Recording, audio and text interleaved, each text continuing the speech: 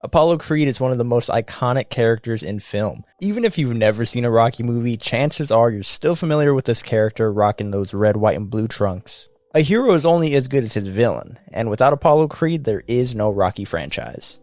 So to honor Carl Weathers, I want to talk about his portrayal of one of my favorite characters put on film and explain what makes him so memorable. And as I mentioned earlier, there's no Rocky without Creed. Well, there's no Creed without Rocky, so going forward, heavy spoilers for Rocky 1, 2, 3, and 4, and a little bit of Creed. I'm going to focus on Apollo's story, but will provide story details when necessary for the Rocky franchise. So in the first Rocky movie is probably when we get the most bare bones version of Apollo Creed. He's charismatic, he's confident, he's a showman. We find out he's the heavyweight champ. He's supposed to be fighting in Philadelphia, but his opponent backs out due to injury. So Apollo Creed comes up with the idea of fighting a local underdog. They're going through a book, they're looking at names, and he actually picks Rocky himself just because of the name, because Rocky also has a nickname, the Italian Stallion. The way he says it, the Italian Stallion. He pitches the idea of fighting an underdog, hometown Philadelphia fighter, a no-name. It'll be an attraction. It's not about it being a fight. He's not taking this fight seriously. He only picks Rocky for the name, the Italian Stallion. He's acting more like a salesman in this moment than he is a boxer. He's overlooking Rocky already. And as I mentioned, we don't really see a lot of Apollo Creed in this movie. When we do jump back to him, all we see him do is focus on the fight, on selling the fight, on the marketing. You know, who are we sending flowers to? All that. And while he's doing this, he's completely overlooking Rocky. Rocky is hungry. He's broke. He has something to prove. He still has that fight in him. So Rocky, of course, accepts the fight. So while Rocky's training, he doesn't even have a proper training facility. He's over here punching cows. He's punching cows. He's over here beating up meat. Not his meat. He's beating up meat. While he's doing all that and grinding away, Apollo Creed is completely overlooking him. Apollo is overlooking him so much that he's not even training. We don't see him in the gym at all. We don't see him with boxing gloves on until the day of the fight. So let's jump ahead. Even at the press conference, Rocky doesn't know what he's doing. He's never been in front of a mic. Apollo Creed is so comfortable. He's selling the fight, and he's really cocky. He's saying he's going to drop him in 3. So the next time we see him is during the fight. Rocky comes out. He just walks out. He doesn't even have a robe that fits him correctly. It's oversized. Then you see Apollo come out. And again, he's a showboating, he's cocky, he comes out in the red, white, and blue outfit. He's walking around with a big ass hat on, looking like Uncle Sam, pointing at Rocky saying, I want you, I want you. He's not taking this fight seriously at all. He's more focused on putting on a show. This man does not look ready for a 15-round fight at all. I didn't even know you could fight 15 rounds. So now the actual fight begins. Apollo's bouncing around the ring, he's dancing and all that. He's looking super comfortable until he gets dropped. Rocky drops him at the end of the first round, and then he realizes, oh shit, I think I messed up. And once he realizes that it's a real fight, he starts taking it seriously. This man goes to the corner, and his trainer tells him, quote, he doesn't know it's a damn show, he thinks it's a damn fight. And at that moment, it kind of wakes him up a little bit, and he realizes he needs to actually try and beat this man. So we montage through the fight, they're going back and forth. In the later rounds, Rocky actually breaks Apollo's ribs, and his trainer wants to stop the fight. Now let me explain Rocky's story just a little bit here.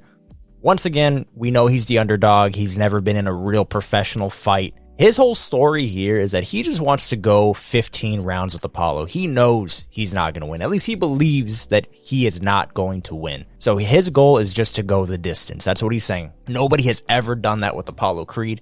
And to Rocky, if he does that, that's a victory for him. So round 14 is when he gets his ribs broken. Again, goddamn, 15 rounds. So round 15 begins and Apollo Creed has a broken rib. So him and Rocky start going at it again. Long story short, Rocky's kicking his ass. Rocky's bringing it to him. And as soon as it looks like Rocky has the upper hand, he's beating him down. He's hitting that broken rib. It's looking like he's going to win this fight. Then the bell rings. Round is over. They're so exhausted. They're just holding on to each other. And with some terrible ADR, you hear Apollo say, there ain't going to be a rematch. Then Rocky comes back at him saying, don't want one. And that's where we leave Rocky 1. Now, Rocky 2 is when we start expanding the character a little bit more. We start seeing the layers of this character. He's no longer just this walking billboard. He's not just this cocky prick. He is now a three-dimensional character. In this movie is when we start to see him be more vulnerable. His story in this movie is about how he was embarrassed from the events of Rocky 1. Rocky 2 picks up right where Rocky 1 leaves off, and we pick up in the hospital the same night right after the fight. Rocky's there, the press is interviewing him, his face is all beat to shit. So they're interviewing him, they're asking him questions, and here comes Apollo Creed. He's in a wheelchair as well. They're pushing him in, and before we even see him, Apollo is already talking shit in front of the cameras, doing his promo voice, and he's screaming at Rocky, "You're the luckiest man in the world." He's begging for a rematch, and again, all the cameras are there. He's putting on a show. He's the showman. He's putting on the character of Apollo Creed. So later that night is actually my favorite Apollo Creed scene. This is when we start to see more of his layers. So at night, all the cameras are gone, everybody's gone, Rocky's girl's gone. Rocky is all bandaged up. And he walks out, he goes to Apollo Creed's room, and he's just laying there in the dark. Both these guys are beat to hell. And Rocky cracks open the door, and it's just like, "Hey, Apollo." Again, he's not doing the promo voice, he's just like, "Yeah." And Rocky asks him, "Did you give me your best?" And Apollo tells him, yeah, I gave you my best. And in that moment, we see, again, he's not putting on a show for the cameras. He respects Rocky. He just tells him straight up, "I gave you all I had, and you went 15 rounds with me." And Rocky says, "Thank you." He closes the door, and we don't see Apollo again for another maybe like 15, 20 minutes later in the movie. So let me talk about Rocky a little bit in this movie. So now he has a little bit of money. He immediately is spending it on everything. He's buying a new house, a new car. He doesn't even know how to drive. He proposes to his girl, gets her a ring, everything. He immediately blows all of his money. And during the fight with Apollo in Rocky 1, he has an eye issue, I think it's like an orbital bone issue. Point is, the doctor says that if he gets into another fight, he can actually go blind. So he retires. During his retirement, after spending all his money, we get to see Apollo's side of things. He's over here receiving hate mail from fans. People are saying he threw the fight on purpose. People are saying that he's a bum now, and it's all he can think about. His wife is telling him just to let it go, and he's saying that he can't. He needs this rematch, and he gets so desperate to the point. He goes on TV, and he starts challenging Rocky to a fight. And at this moment in the movie, and now we're like an hour into the movie, but Rocky is so down on his luck. He's sold his car that he just bought. He doesn't know how he's going to pay the bills. He's trying to work at the gym, and people are disrespecting him. People are losing respect for Rocky, too. So Rocky agrees to the fight. So now this fight is way more important than the first to both men. Now both men are motivated. They're both trying their hardest. They both need this fight. And this time, Apollo knows the threat that Rocky is. So now he's taking the fight seriously. He's training. He's knocking out training partners. He's knocking them out and just saying, "Bring me another one." Even at the press conference, he's starting to snap at people. He's not playing along with the press, bantering with them like he was in Rocky 1. He's snapping at them. He's taking this very seriously. And there's even a scene where he's looking in the mirror the night before the fight, and he doesn't even look that confident. He actually looks a little scared. Right before the fight, his trainer's giving him some words of encouragement. The way that he motivates him, I thought was interesting, because he's just fueling this man's ego. He's saying, "You're the best. Girls love you. Old people love you." Like, that's what he needs to hear before the fight, is that he's loved and everything. Like, that's not what Rocky needs to hear before the fight. That's definitely an Apollo trait, and I thought that was cool. So jumping ahead to the fight, this time, again, Apollo is taking it seriously. Him and Rocky are going back and forth. It's actually looking like Apollo's winning more of the rounds at first. Rocky starts to come back, but Apollo is definitely the better fighter. He's winning more of these rounds, and to leave no doubt this time, he wants to knock Rocky out. He's going to win the fight. He's got the numbers to win the fight, but his whole story in Rocky 2, again, is that he's embarrassed from Rocky 1.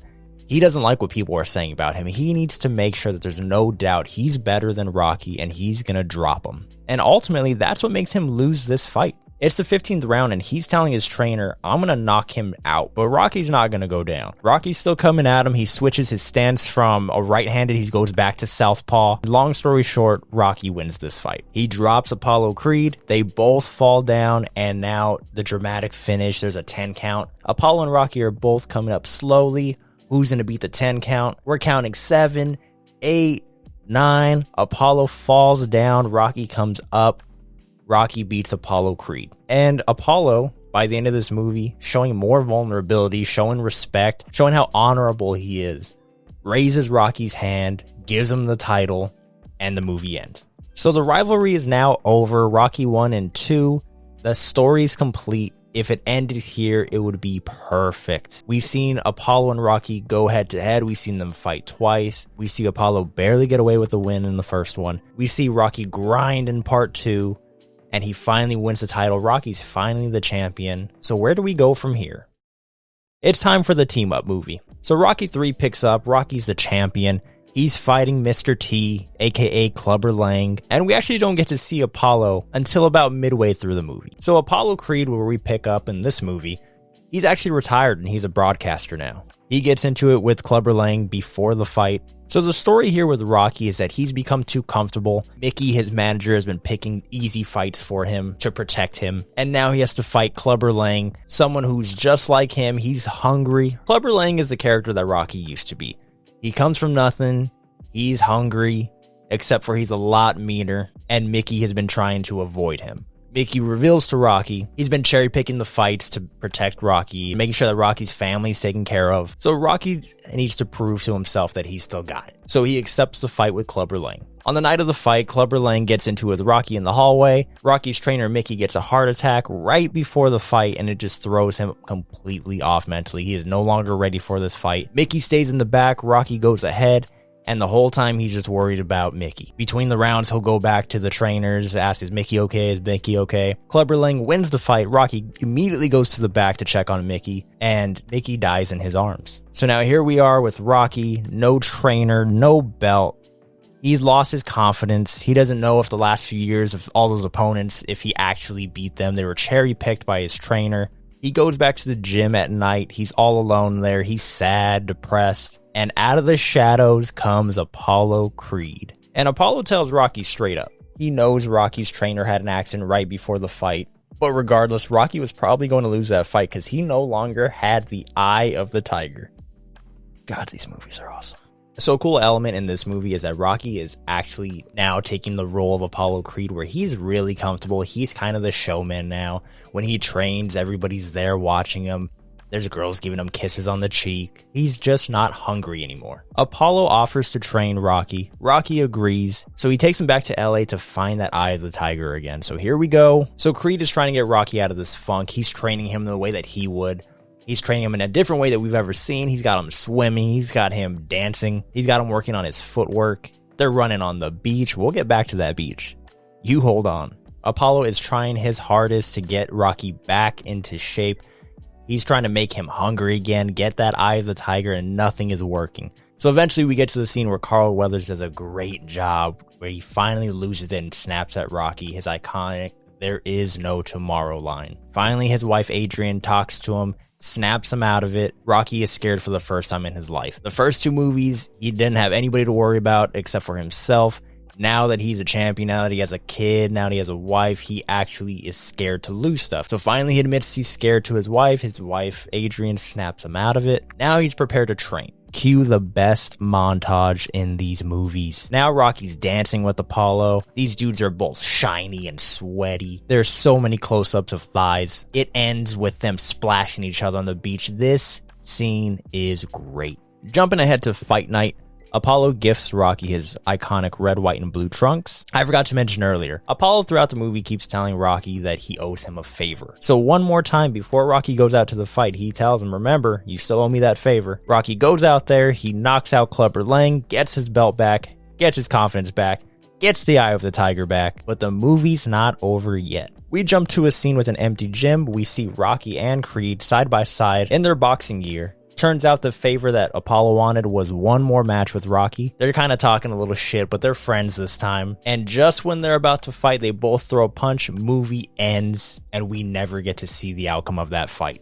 Moving on to Rocky 4, and for fans of the series, this is going to be a short one. So this is probably the most memorable, the most iconic Rocky movie. It's America versus Russia. It's Ivan Drago. So I'll explain very quickly. Ivan Drago is a fighter from Russia, and the Russians want to show America what he can do, so they want to have an exhibition fight with Rocky. So we pick up Apollo's story in this one. He actually wants to have that fight with Ivan Drago. Even though Carl Weathers is barely in this movie, the time we spend with him in here is great. Again, peeling back the layers of this character. In this movie, Apollo doesn't feel important anymore. He's been retired for a little bit now. He's afraid of change. He feels like he still has some left in the tank. And at first, Rocky is against it. He takes a little bit of convincing. Apollo's saying he's got one left in him. So he accepts the fight. They do a press conference. And at the press conference, Apollo is making the same mistakes that he did in Rocky 1. He's overlooking this guy that he has no idea what he's capable of. He doesn't know anything about this guy, and he's completely overlooking him again. It actually shares a lot of similarities with the first fight. During the fight, he comes out dressed as Uncle Sam again, and he's doing the same thing he was doing with Rocky. He's pointing at Drago saying, I want you, I want you. He has this big grand entrance with James Brown, and he's not taking this fight seriously at all. So the fight starts and Ivan Drago is bringing it to him. He's destroying Apollo. Rocky's in Apollo's corner and he's telling Rocky, don't stop this fight. No matter what, don't stop this fight. And I'm sure you guys know what happens next. He doesn't throw the towel. Apollo's other trainer screaming, throw the damn towel. Ivan Drago kills Apollo in the ring. If he dies, he dies. Now the interesting thing here is Apollo, ultimately his ego is what kills him. He had so many opportunities to get out of this fight even before. They could have delayed the fight like Rocky was saying. During the fight, he told Rocky, no matter what happens, don't throw the towel. The reason we love him, he's charismatic, he's loud, everything that makes him great and the reason why we love him is ultimately the reason why he dies. I think what makes Apollo Creed my favorite character in this series is that he's human. We start off with him and he's overly confident, he's arrogant, but once we dig a little deeper, we discover that he's vulnerable. He's afraid, he's honorable. This character made mistakes. This character was fun to root against. This character was fun to root for. He had an ego that was both fun to watch, but ultimately hard to watch him die because of it. In fact, he was so good in the next movie, they had no idea what to do without him. And that's the end of Apollo Creed's story in the Rocky movies, but the legacy of the character lives on in 2016's Creed. Now, it's a spin-off continuation of the Rocky franchise. We follow Apollo's illegitimate son, Adonis Creed, played by Michael B. Jordan. And I can go on and on about how this movie is a 10 out of 10, but that's a video for another day. This was my small way of honoring the memory of Carl Weathers. This character was my touchstone to him. So if you haven't seen these movies, go watch them. If you have seen them, go watch them anyway. If you're feeling lazy, go watch them. It's going to make you want to go hit the gym. If you stuck around this far, like, subscribe, share, comment. Let me know what your favorite Rocky movie is, and until next time, peace out.